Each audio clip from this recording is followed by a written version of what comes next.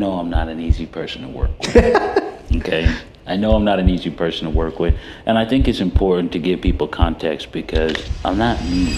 But, we got to work. We got to get stuff done, right? Yeah. Like, can you kind of talk through that, Chris? Like, even some of those tough conversations, some of those things where, all right, this was a mistake. Like, this is going to cost money. I think that when it goes back to like working with you, you really care. Obviously, it's your business, and this is something you and Rita have built. So you really do pride yourself on hard work and making sure that a job got to get done, right?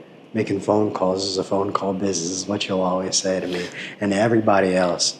So I think the tough conversations that we've had has just been more on the side of like setting those expectations. It kind of goes back into that, just being able to, I think there's some times where I'd be afraid to have a conflicting conversation with somebody, or like, if somebody had a bad experience, but I got to tell them what it is as far as the amount of credits we give them or like the rejects that we have with them. It's a tough call. One thing that you've taught me is like, just don't ever be afraid of those confrontational calls, because it's never as good or as bad as you think it is in your head. That was one of the things that I did highlight with that is just making sure that I have those conversations.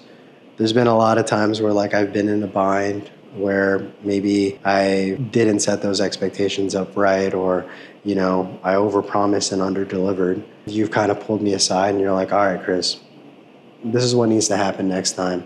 This is the situation you're in. You got to be transparent about what it is and let them know. And lo and behold, when I get on a couple calls with them, it's really not that bad,